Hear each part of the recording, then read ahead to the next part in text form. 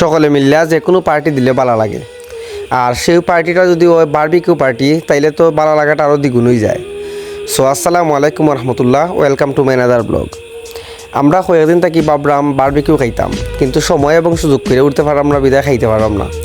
তো finally plan হয়ে গেছে বারবিকিউ খাওয়ার।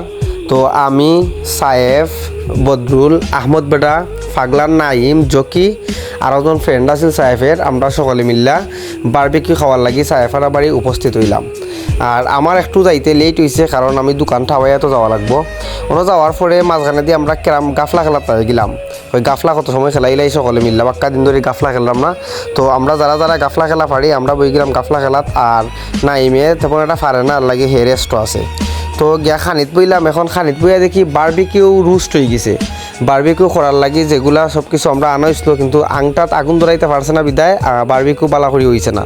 তো এখন দেখি গিয়া ওগুলা রোস্ট হয়ে গেছে তরকারির পরে রুটি দিয়ে ওগুলো বারবিকিউ কইয়া মন বুঝ দেখাই দিলাম। কিন্তু অন্য একদিন আমরা বারবিকিউ খাইমু প্ল্যান করছি সব কিছু মিলাইয়া। তো তোমরা এমেলা কোনো সমস্যা হয়েছে নি কোনোদিন, তোমরা কমেন্ট বক্সে জানাই।